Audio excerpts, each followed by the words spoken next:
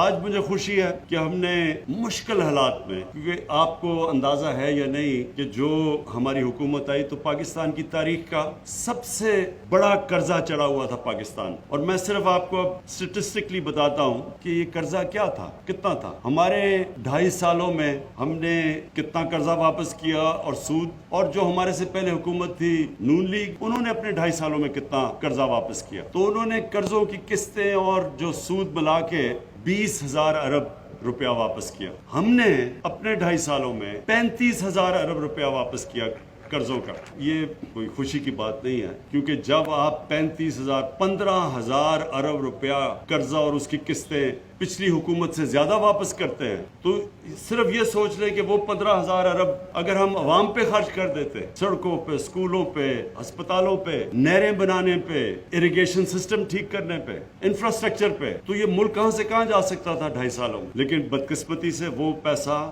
جو پہلے قرضوں کا پہاڑ چڑھا ہوا تھا، اس کی قسطیں اور سود کے اوپر واپس ہمارا پیسہ چلا گیا، کیونکہ وہ اتنا زیادہ ہمیں قرضہ دینا تھا، ہمارے پاس اتنا پیسہ نہیں جو ہمیں لوگوں کے اوپر خرچ کرتے ہیں۔ تو جو آج ہم نے 440 ارب کا جو پیکج بنایا، یہ بڑی مشکلوں سے ادھر ادھر سے پیسے کھینچ کے بنایا، لیکن انشاءاللہ اس کی پوری تیاری ہو چکی ہے۔ یعنی یہ جو پیکج ہے، یہ پہلے ہم نے پوری اس کی ساری تیاری کروائی، فیزیبلٹی سب تیار ہے، تو انشاءاللہ یہ 1 مہینے کے اندر یہ پیکج زمین پہ آنا شروع ہو جائے گا اور اس کی آپ کو اثرات ملنے شروع ہو جائیں گے۔